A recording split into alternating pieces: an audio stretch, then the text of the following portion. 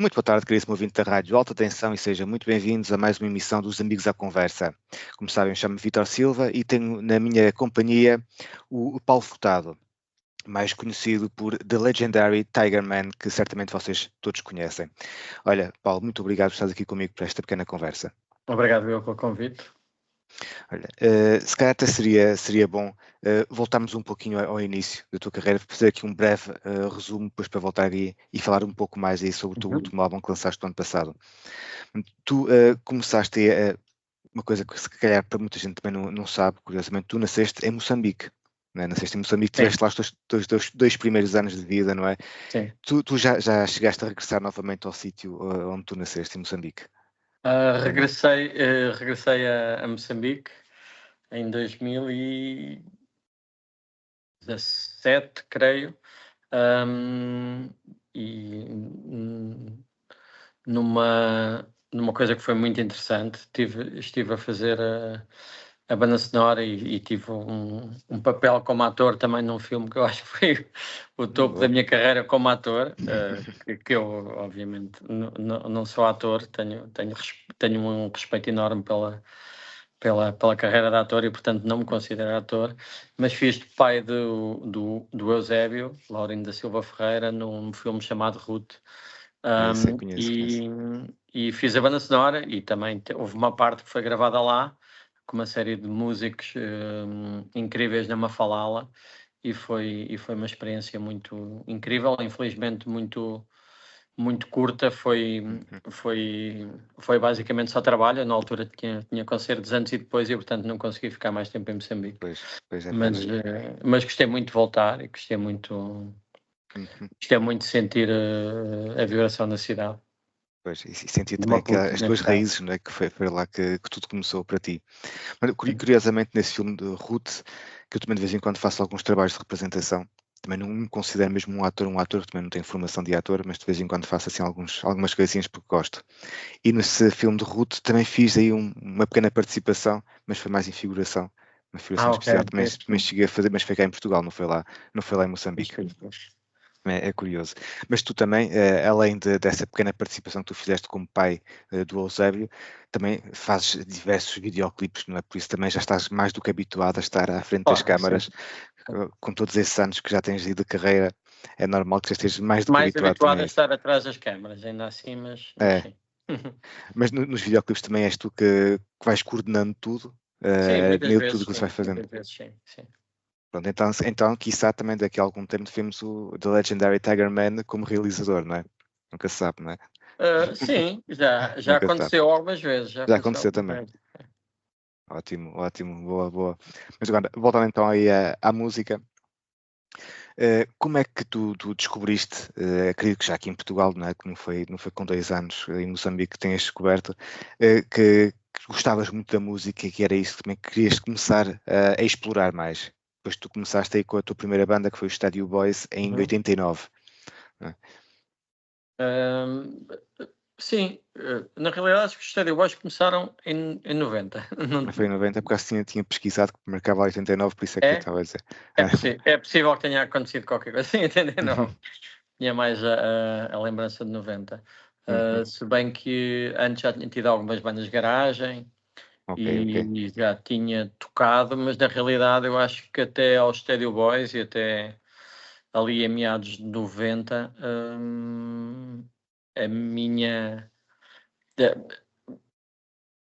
Eu nunca pensei exatamente que a minha vida fosse passar pela música. Naquela altura eu estava a estudar Belas Artes em Coimbra, na Arca, pintura e fotografia, e não, na realidade pensei que queria ser artista plástico e nunca pensei que queria ser músico. Depois de repente, de alguma maneira, a música foi-me roubando espaço às outras coisas e hoje em dia, apesar de eu fazer muitas outras coisas, obviamente que o grande público conhece mais pela música do que por qualquer outra coisa. Exato. Porque também tens uma paixão muito grande também pela fotografia, por exemplo, que é algo também que acredito que muita gente também possa desconhecer. E esse hobby, a parte da fotografia, é algo também que tentas levar sempre a sério e gostas de andar sempre com a máquina atrás de ti? Ou é só de longe a longe?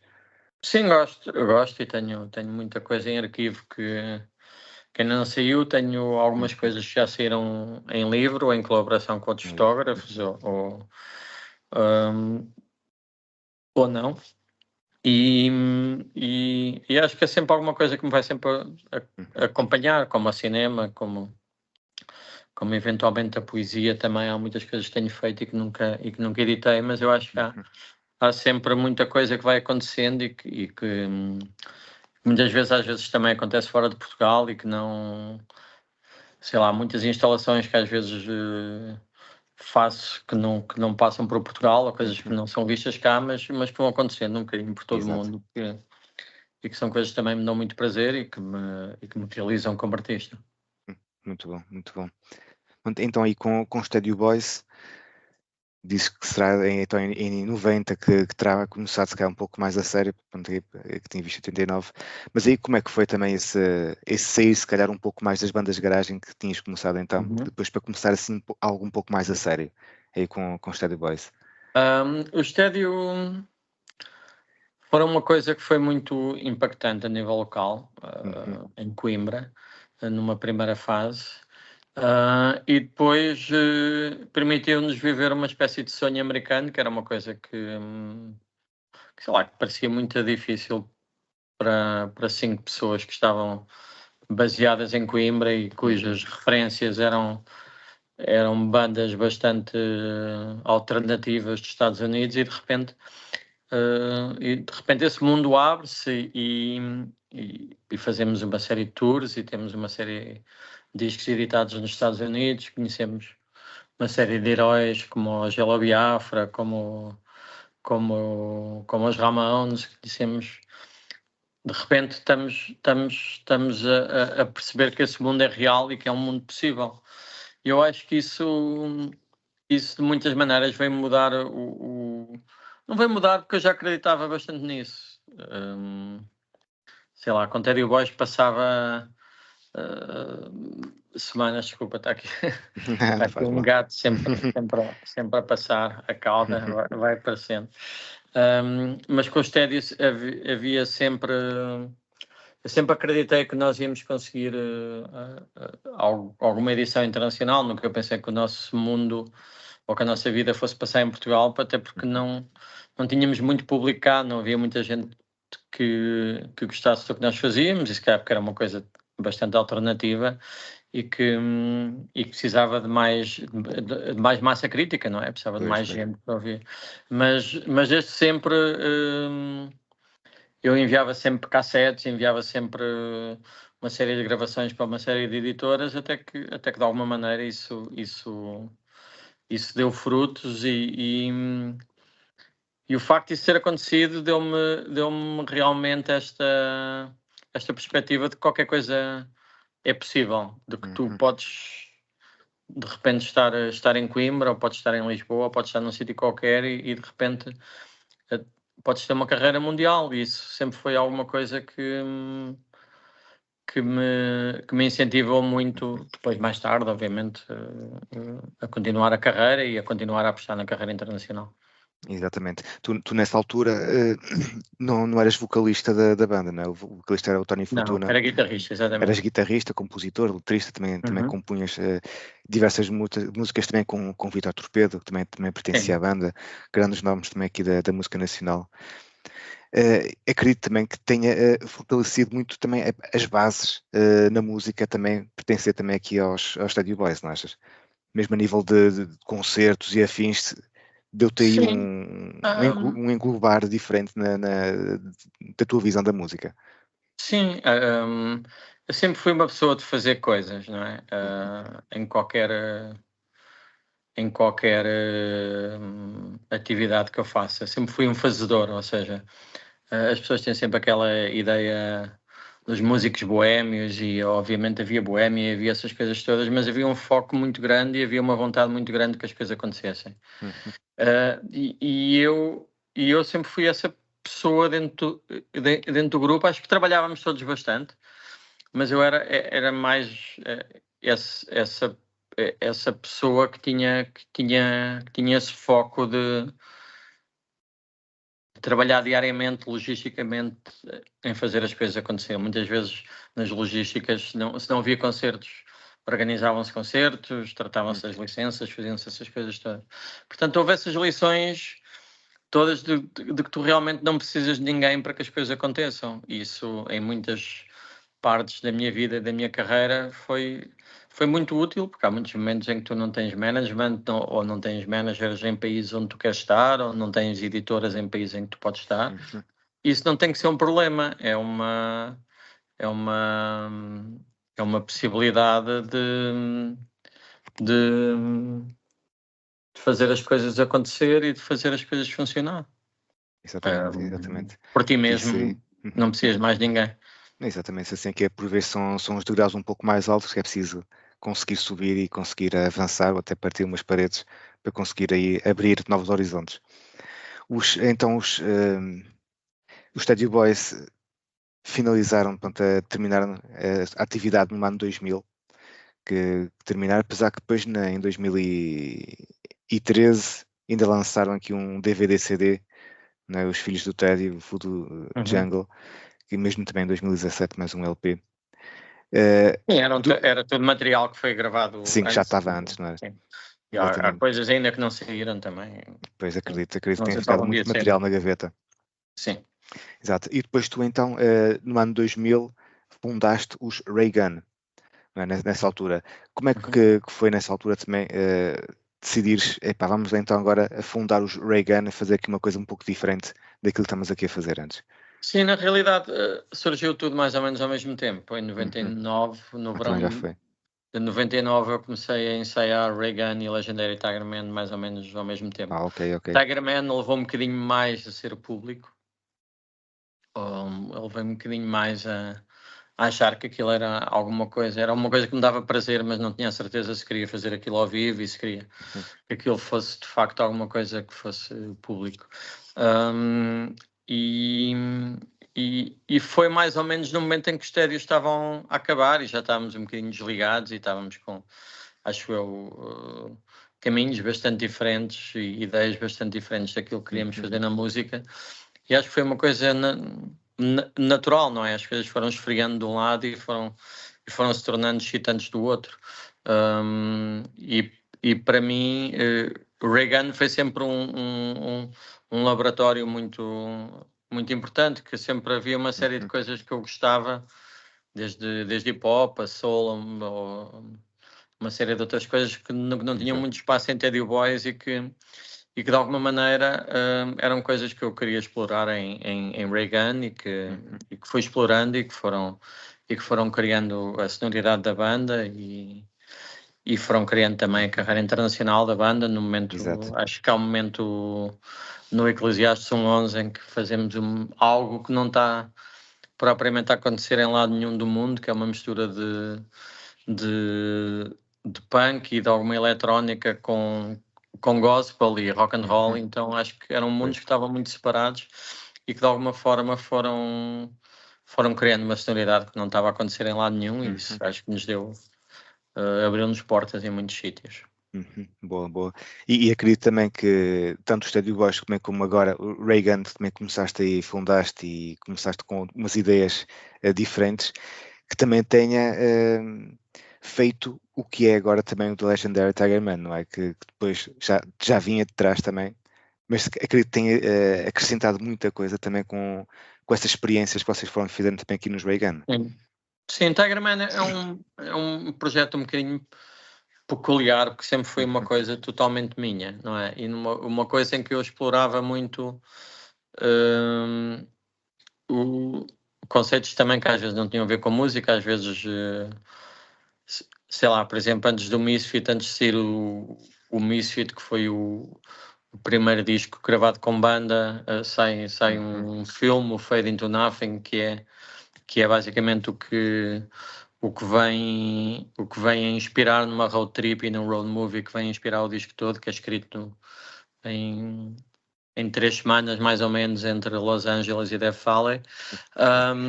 E Tiger Man é sempre aquele projeto que serve de pretexto para eu fazer cinema e para fazer fotografias e é uma coisa a solo onde eu arrisco sempre se calhar arrisquei mais e não há aquela coisa de ser uma banda que tu tens que encontrar compromissos. Exato. De facto, depois, quando os Reagan acabam, e se calhar porque até os Reagan acabarem eu tinha sempre a carreira a solo e depois tinha a carreira com banda com os Reagan, se calhar comecei a sentir alguma necessidade de ter concertos com banda e de voltar um bocadinho a esse a esse espírito e a esse formato e daí aos poucos mais ou menos ali depois do True, começa a entrar o Paulo Segadães para a bateria, depois porque o João Cabrita tinha gravado alguns sopros também no True, de repente começou a fazer parte da tour, e de repente o Misfit é um disco gravado como banda, Exato. e depois agora o Zeitgeist é um disco que não é, que é uma espécie de retorno a um one-man band, porque é gravado todo em casa e em takes diretos, mas é uma exploração de uma espécie de one-man band do século 21 com sintetizadores e com takes live de sintetizadores. E depois há esta vontade de obviamente apresentar isto ao vivo com banda e neste momento acho que estou com a melhor banda que alguma vez tive e estou super feliz com o Cabrita, com o Filipe Rocha no baixo, o Cabrita no saxofone, o Mike Ghost na bateria e a Sara Badal na voz e teclados, e portanto eu acho que com eles eu consigo não só tocar as canções do Zeitgeist com todos os arranjos que eles necessitam, porque é um disco complexo e é talvez o disco mais arranjado da minha carreira, mas também depois rearranjar um bocadinho de canções antigas, algumas que vêm do tempo do One Man Band e que obviamente com a banda ganham outro peso e outra dimensão. Exato. E esse, o último álbum que lançaste agora em 2023, ano passado, o Zeitgeist, voltaste então atrás, pronto, aí para criar tudo sozinho, a parte do álbum, porque é também muito devido à pandemia, nessa altura, porque tinha-se juntado em 2018, mas foi antes da pandemia, depois fechou tudo e se calhar aproveitaste aquele tempo para começar logo a desenvolver isso, ou não? Não, acho que não teve exatamente a ver com a pandemia. Eu acho que teve a ver com a reação de ter gravado o Misfit como um disco de banda. Foi o primeiro disco de Tiger Man que eu gravei como disco de banda e senti que de alguma forma não era isso exatamente que eu queria fazer, porque havia algumas limitações. Sei lá, tu quando não tens uma banda, de repente estás a fazer uma canção e estás com um beat de bateria, mas de repente achas que ok, não, isto não precisa ter beat nenhum, não vai ter bateria. Pronto, tu tiras a bateria e está tudo bem. E algum pudor, que não deveria existir, mas que existe porque somos humanos e as relações humanas também fazem parte da arte e da música quando é coletiva. E quando fazes um disco de banda tens algum cuidado, se calhar... de incluir cada elemento da banda na música. Em mexer nessas partes, tens sempre algum pudor. Então acho que senti mesmo esta necessidade de estar mais livre naquilo que eu queria fazer, totalmente livre naquilo que eu queria fazer e chamar depois pessoas específicas para fazer coisas que eu provavelmente não conseguiria fazer sozinho. Exatamente. Então acredito que mesmo os próximos álbuns, a priori, não é? Também venham a ser também feitos dessa forma, não é? Para teres a liberdade total na criação e depois assim ao vivo, quando é diferente. Não sei. Ainda não sabes, não é? É sempre incerto. Não sei muito bem, por acaso estou meio indeciso, por acaso. Então pronto, vamos ter aí um misto. Vou começar a compor, tenho começado a compor ideias, estou sempre a compor ideias e a gravar, mas vou começar a trabalhar em material novo muito em breve, portanto, sim, em breve terei essa resposta. Ok, boa. O Zeitgeist é um álbum então, que lançaste o ano passado, com 10 músicas. Queres-nos falar também um pouquinho aí sobre o todo do álbum? Como é que foi a criação, a mensagem que queres passar também com o Zeitgeist? O disco foi todo escrito em Paris, num período que eu tive, num período de mais ou menos 6 meses que eu tive em Paris. E acho que faz parte de uma bolha qualquer, foi mesmo antes do confinamento e do Covid e dessas coisas todas. E havia uma série de canções que eu escrevi depois e que senti que não se enquadravam com todas aquelas canções que eu tinha escrito em Paris. E de alguma maneira parece que há muitas coisas que pareciam premonitórias no modo como eu escrevi, pareciam coisas particulares e depois se tornaram coisas um bocadinho mais universais. E se calhar foi também por o disco ser todo escrito naquele momento, mas depois ser trabalhado ao longo de quase 2 anos e meio, dos 2 anos e meio a seguir, quer em Lisboa, no meu estúdio em casa, quer em Toulon, no estúdio caseiro também do produtor do Anthony Borghese, como houve sessões em Roma, houve uma sessão em Roma com a Asia Argento, houve uma sessão remota em Paris com a Sarah Rebecca e depois houve mais um ou outro momento, mas foi um disco fundamentalmente gravado em casas, não é? Muito poucas vezes fui a estúdio para gravar a bateria da Ana Pryor e as cordas, portanto não houve mais nenhuma ida a estúdio, tudo o resto foi gravado em casa, e isso confere uma liberdade e confere uma atmosfera que eu acho que é muito intimista e que depois eu acho que percorre o álbum todo. E depois o modo a escrita é toda desse período também, não é? Desse período em 2019 e eu acho que é uma coisa muito específica. De alguma maneira eu senti muita pobreza, muita violência em Paris naquele momento. Senti quase um pronúncio de guerra, parecia que sentia que ia começar uma guerra e todas estas coisas, não sendo premonitórias no sentido de que houve coisas que foram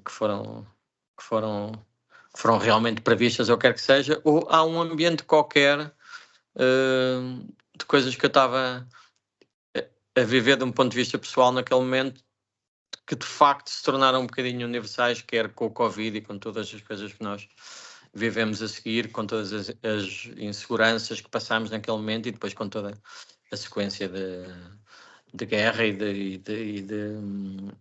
de algum modo de caos no mundo que se tem estabelecido a partir daí. Portanto, é um disco que eu gosto muito e que tinha alguns pressupostos também, que era de começar a compor com sintetizadores e não com guitarra, que era uma coisa que eu nunca tinha feito e que eu acho que foi um processo muito, muito interessante logo à partida.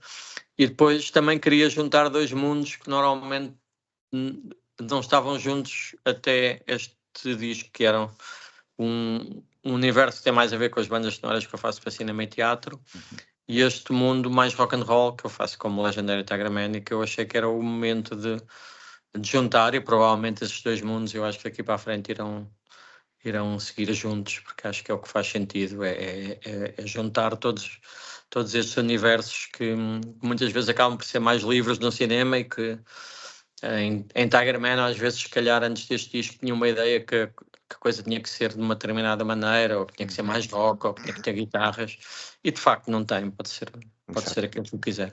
Exatamente, então tu vais continuando sempre logo desde o início, começaste o teu percurso de Legendary Tiger Man até agora, tens sempre tido aquele rock and roll experimental, podemos assim dizer, não é? Que vais sempre experimentando coisas diferentes e vais sempre adaptando também e reinventando, podemos assim dizer, a cada ano que vai passando, não é? Sim, eu espero que sim. Eu não quero, sei lá, eu tento sempre ouvir coisas muito diferentes. Eu ouço toda a música. Agora tenho ouvido coisas onde eu acho que estão as coisas mais interessantes a acontecer de uma maneira muito estranha. No Brasil há coisas no baile funk que são tão cruas e tão punks de alguma maneira estranha que me estão a interessar bastante, e portanto isso pode ser eventualmente uma influência e uma mistura estranha que possa acontecer no próximo disco, uma coisa qualquer que tenha a ver com blues e punk e rock and roll e baile funk, não sei. Se calhar pode ser que sim. Nunca sabe.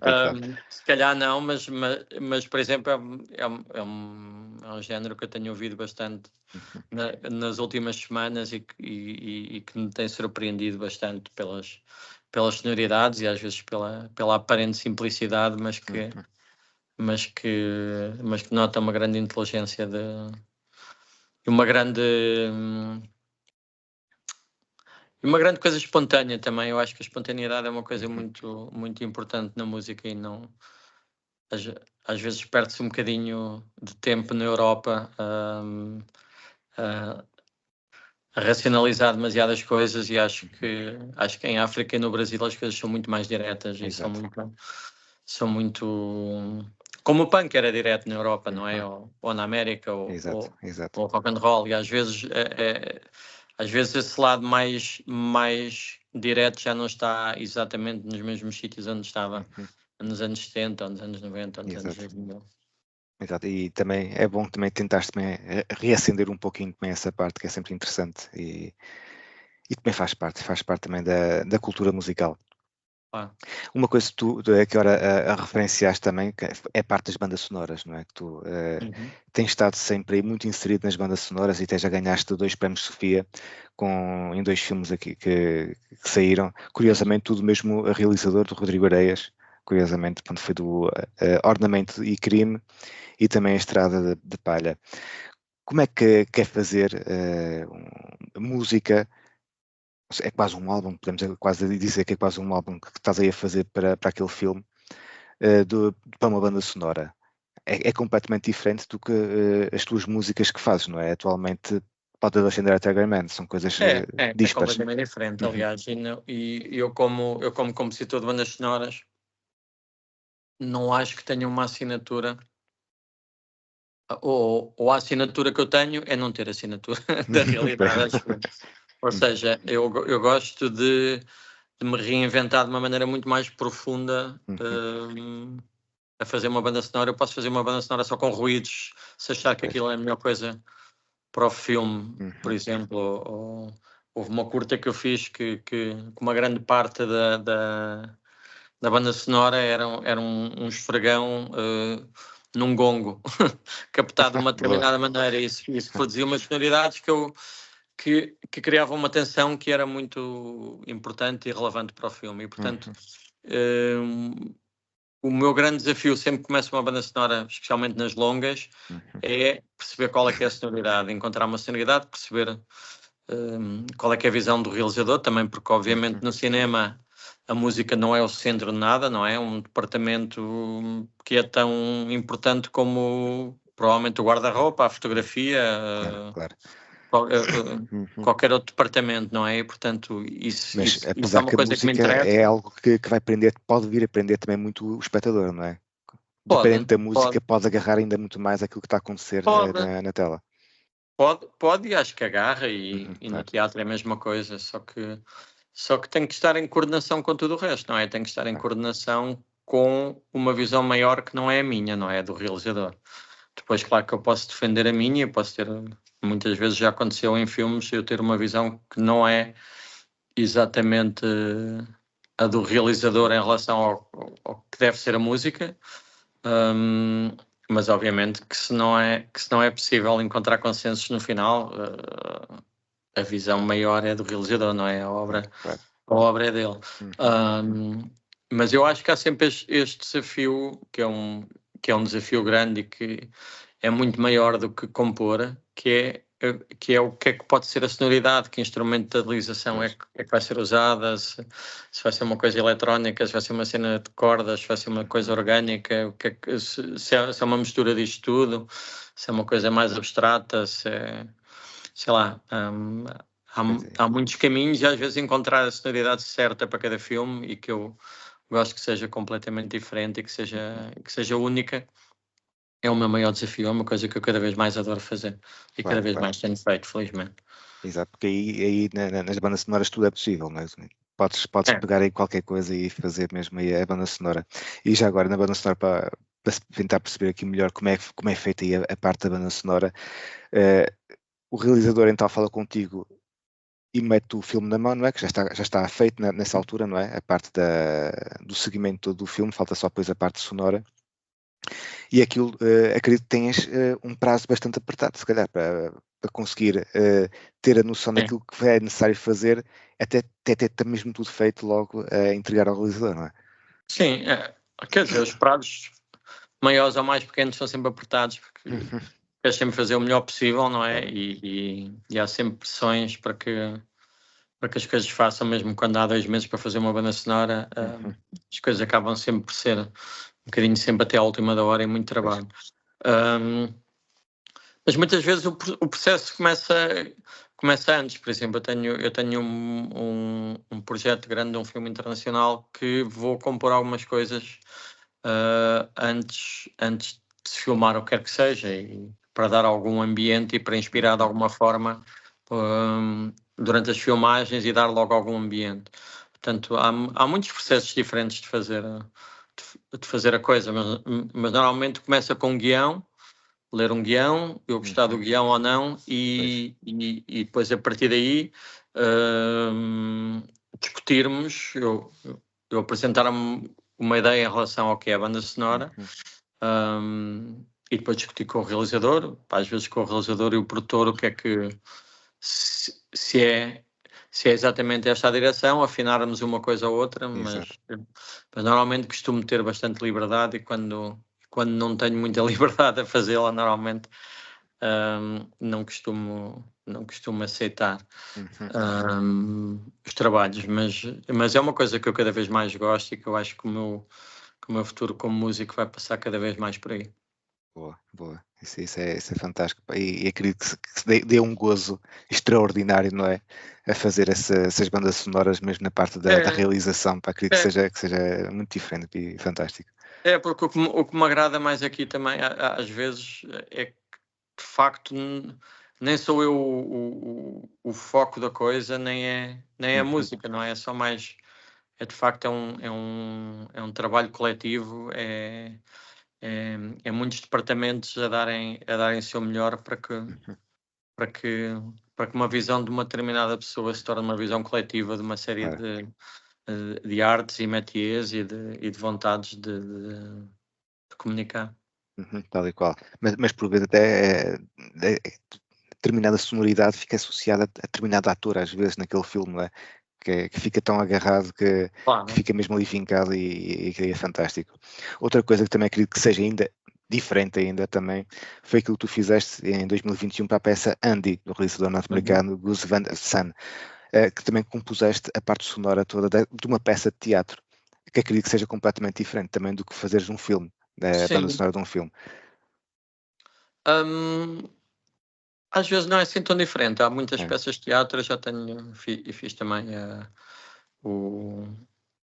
Última Hora, mais um bocadinho antes disso, com Miguel Guilherme e com o Ruef, e por exemplo, essa banda sonora eu fiz quase como se fosse uma série de televisão. Em teatro tinha uma espécie de um genérico, e depois tinha separadores e tinha cenas e desconstruções de sistemas, e portanto eu acho que muitas vezes as coisas estão ligadas. No caso do Andy e do Gus Van Sant, foi um projeto que algo estranho para mim, porque era um musical. Eu não sou propriamente assim o maior fã de musicais, então desde o início que disse que não gostava de fazer um musical tradicional, e nos primeiros zooms que fiz com o Gus Van Sant e com a produção do projeto, exprimi um bocadinho essa opinião, e de facto não foi um musical tradicional, e foi muito interessante fazer os arranjos de muitas canções. As canções todas eram da autoria do Gus Van Sant, e tinham a ver com a vida do Andy Warhol, e eram canções super engraçadas e com muito humor muitas vezes. E depois a parte de banda sonora mais ambiental, por vezes, outras vezes quase como um genérico também. O musical começava quase também como se fosse um filme, e com o genérico depois também aparecia e era desconstruído algumas vezes, e foi um processo muito interessante, muito exigente também, de trabalhar com um elenco jovem, com muitas pessoas com musicalidades muito diferentes, e portanto a ter que adaptar não só as canções do Gus à minha sonoridade e aos meus arranjos, como também depois adaptar a cada um dos intérpretes que tinham estilos completamente diferentes, e também com uma equipa bastante grande nos vários departamentos, e depois com uma carreira internacional também que nos levou a muitos países na Europa, e que foi muito exigente, com muitas casas esgotadas e com muitas coisas bonitas, e também com muitas coisas, sei lá, da minha vida pessoal que foram acontecendo ao longo desta peça. Foi um processo bastante exigente. A minha mãe faleceu quando eu estava em Antuérpia, por exemplo, com a peça, e por exemplo, eu não pude estar na estreia em Antuérpia, mas estive somente nos ensaios antes, e foi um processo que teve muitas nuances a nível profissional e pessoal, mas que me deixou extremamente feliz no final. Fiz amigos muito talentosos, de quem ainda estou muito próximo hoje em dia neste projeto, e adorei fazer isso. Exatamente, e quiçá depois não faço uma banda sonora para algum filme do Gus Van Sant, não é? Que tudo possível. Norte-americano, exatamente, poderia ser um relance também para os Estados Unidos, que era fantástico. Claro, sim, claro. Exatamente. E já agora, continuando aqui na parte do teatro, na banda sonora teatral, alguma vez nessas peças que tu fizeste, a banda sonora para teatro, apresentaste essa música ao vivo também? Na altura em que o teatro estava a decorrer, também estavas a tocar, ou não? Sim, não sei se também chegaste a fazer. Sim, há relativamente pouco tempo, por exemplo, com o Teatro Experimental do Porto, e numa peça que chamava Extra Watts, e que era alguma coisa entre a sessão de poesia e o concerto e o teatro, e em que trabalhávamos uma série de repertório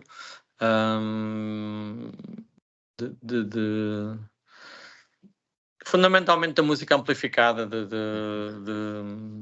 nomes como o Dylan, Patti Smith, uma série o Tom Waits, uma série de outros autores, normalmente de língua inglesa, e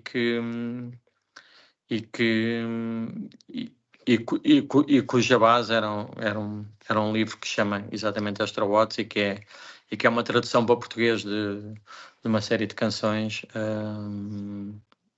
em língua inglesa, e que nós nunca tínhamos de alguma forma usufruído em português. Portanto, esse era um projeto que tinha músicos e atores em palco, e eu era um dos músicos em palco nesse projeto. Muito bom. Também acredito que seja uma experiência diferente, não é?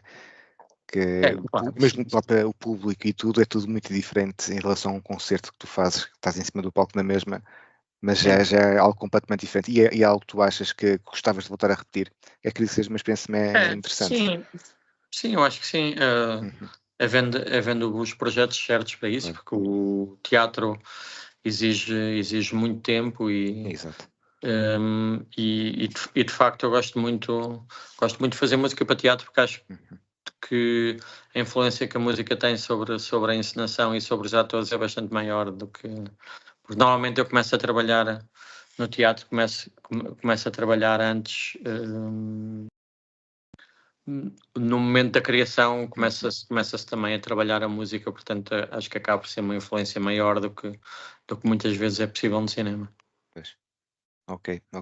Antes de passarmos agora também para os concertos que vão haver, e aqui na trás, a curiosidade normal de toda a gente, creio eu, porque The Legendary Tiger Man? Porque que decidiste adotar esse nome artístico? O lendário, não é? O lendário Homem-Tigre. Na altura era porque o projeto começou como um one-man band, não é? Cujas influências maiores eram outros one-man bands, e a música basicamente feita no delta do Mississippi e inspirada pelos blues, depois obviamente com coisas mais com outras coisas como o punk, o rock and roll, o soul, o que quer que seja, mas a grande inspiração veio mesmo desses one-man bands, e normalmente os one-man bands tinham assim uns nomes meios pomposos, não sei se era pela simplicidade do formato, havia se calhar uma vontade qualquer de haver um nome mais pomposo ou circense, quase, que de algum modo chegava antes de ti. E o Tiger Man vem de uma canção que eu gostava muito, que era uma canção do Rufus Thomas que se chama Tiger Man, e o Legendary vem de um outro projeto, que era One Man Band, que era o Legendary Stardust Cowboy, One Man Band dos anos 50. Depois, ao mesmo tempo, também achei uma provocação interessante começar um projeto que logo ao seu início era lendário. Lembro-me que isso, na altura, quando lancei o primeiro álbum, houve, não só em Portugal, mas também, às vezes um bocadinho fora, esta coisa de, tipo, isto ainda agora começou e já é lendário. E depois, de alguma forma, tu pões este nome e depois tens que estar à altura dele, não é? E acho que foi um bocado isso. Se calhar foi para um lado para picar o mundo e para outro para me picar a mim, talvez. Tal e qual. E achas que já estás à altura do nome de Legendary? Eu espero que sim, acho que sim. Acho que sim. Certamente estás. E agora, em relação agora a concertos, música ao vivo, que essa nossa entrevista vai passar agora no dia 7, no sábado, mas estamos a fazer agora antes, por isso falámos também agora um pouquinho. Agora estamos agora no dia 6, não é, de setembro, vai estar no Luna Fest em Coimbra, que é um festival que até termina agora no dia 8, quem nos estiver a ouvir ainda poderá sempre passar por lá pelo Luna Fest em Coimbra.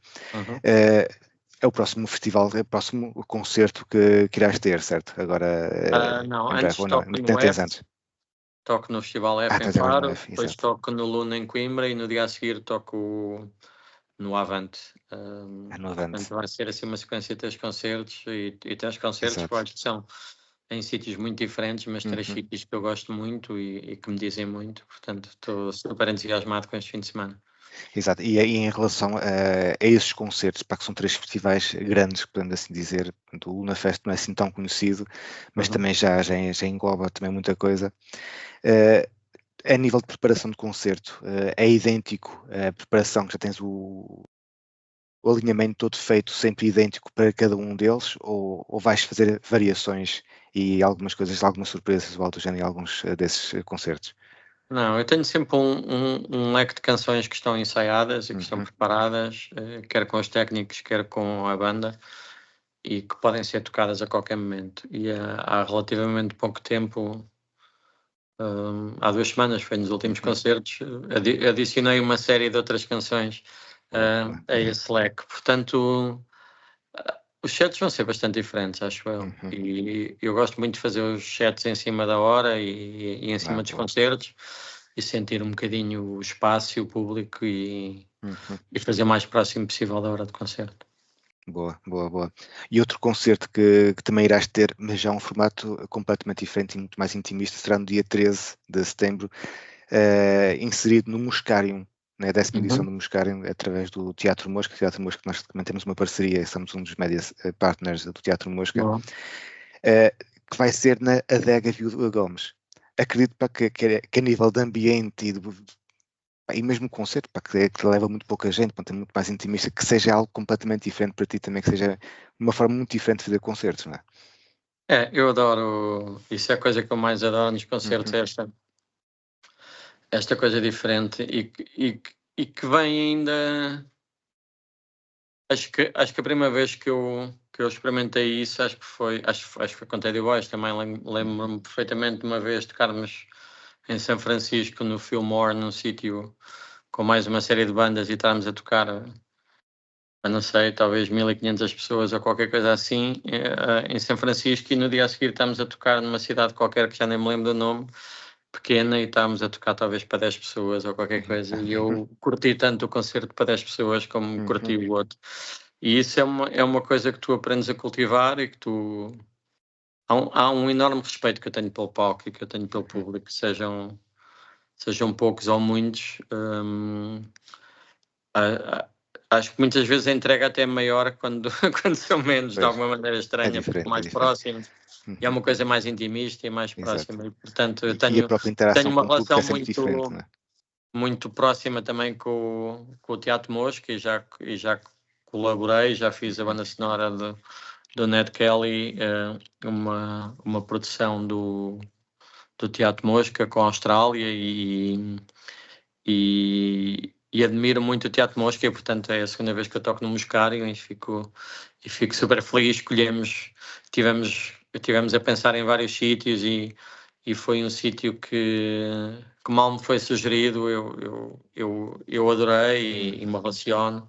Colares, curiosamente, é um sítio que faz parte da minha infância, porque mais ou menos até aos 15 anos eu passei quase todos os verões na Praia Grande, que é ali muito próximo, e Colares era uma paragem muito próxima e porque os meus avós tinham aí uma quinta, então eu passava os verões todos com os meus primos e com os meus irmãos aí, portanto é um sítio, quer Colares, quer a Praia Grande, são sítios onde eu vou muitas vezes quando preciso estar em paz e quando preciso de estar em sítios que me são próximos, e portanto estou super feliz e super ansioso por esse concerto também, e acho que por ser ali naquele espaço e por ser no formato trio, que estranhamente também foi o formato em que toquei no palco principal do Primavera Sound, éramos 3 e conseguimos de alguma forma ocupar aquele espaço todo do Primavera, e foi um concerto inesquecível também. Portanto é nesse formato que vamos tocar a Colares, e estou super ansioso por esse concerto. Exatamente, e acredito que aí também, por causa do próprio ambiente, não é? Que é numa adega, que é sempre diferente do que estás num palco normal, não é? Porque vai ser uma coisa muito próxima, muito Claro, cheia, claro. e vai ser muito E fixe. mesmo a comunicação com o público, acredito que seja completamente diferente do que seja num festival para num concerto grande, porque aí podes falar quase pessoalmente com cada pessoa, quase algumas pessoas, é sempre diferente, não é? E mesmo, sei lá, o que me chateia mais nos festivais grandes é às vezes o público estar tão longe e tu não poderes sentir, sei lá, às vezes é muito engraçado quando tu te focas numa pessoa e vês a pessoa a curtir, ou ou percebes uma coisa qualquer a acontecer no público. Isso é muito mais plausível de ser visto num concerto pequeno do que num festival grande, portanto isso também é muito mais inspirador, acho. Tal e qual. E também, sendo uma adega, também podes estar logo lá com um copinho de vinho. Acredito logo acabar de sair também da People, da Cuba, onde quer que esteja, que é sempre agradável. Olha, Paula, foi um gosto enorme de poder ter estado aqui a conversa contigo. Não sei se queres ir falar de mais algum concerto que possa estar aí a chegar, ou não, está tudo. Os concertos também estão todos nas redes sociais, eu vou pondo, portanto, felizmente ainda há muitos concertos este ano, e depois ainda vou em turnê para a França em outubro, e está a ser honestamente está a ser um ano incrível e uma turnê incrível, e a correr muito, muito melhor. Acho que estive em todos os festivais em que queria estar, e tive, sei lá, desde a capa da Rolling Stone francesa, todas as coisas que foram acontecendo com este disco foram coisas muito, muito incríveis, e estou super feliz, e mais uma vez eu acho que os concertos com esta banda e com estas canções e com este disco têm chegado para mim a sítios onde nunca tinham chegado antes, e acho que é mesmo um bom momento para nos verem ao vivo e para me verem ao vivo, porque os concertos têm sido todos incríveis, e o modo como o palco se liga ao público e vice-versa tem sido mesmo mágico. Portanto, espero ver-vos a todos em concertos, onde quer que seja. Tal e qual. E para te seguirem e saberem as datas, é muito simples, é ir mesmo às redes sociais, pesquisar por The Legendary Tiger Man. Não irá aparecer mais nenhum perfil, acredito eu, mas será super simples. Antes de terminarmos, queres deixar aqui algumas palavras aos nossos ouvintes da Rádio Alta Tensão? Um abraço para todos, e procurem sempre.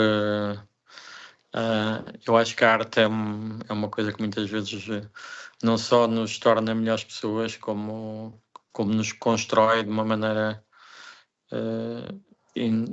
intelectual. Acho que a arte de outras pessoas é uma coisa muito inspiradora, portanto procurem sempre coisas novas, seja cinema, seja música, percam mais tempo com coisas mais duradouras do que as redes sociais, que hoje em dia infelizmente ocupam muito espaço a todos nós, de uma maneira ou de outra.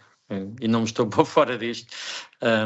Às vezes é difícil ter tempo para ler, para ver um filme, para ouvir um disco inteiro, mas são coisas que nos constroem muito mais do que qualquer outro tempo.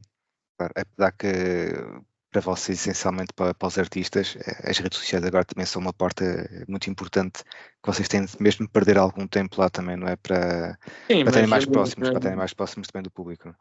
Mas de alguma maneira, não. Eu acho que para estar próximo do público, estou próximo de um concerto.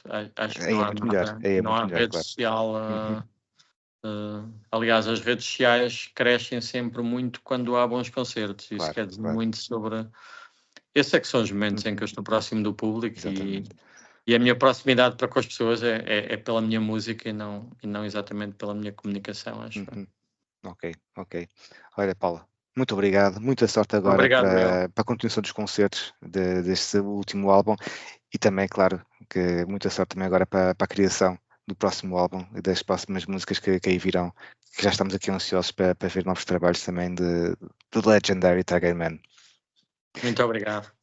E caríssimo ouvinte da Rádio Alta Atenção, muito obrigado também por ter estado desse lado a acompanhar-nos e continuo sempre aqui do nosso lado porque vamos ouvir agora algumas músicas do The Legendary Tiger Man. Muito obrigado então a todos, obrigado Paula e bem-ajam. Obrigado, até à próxima. Até à próxima.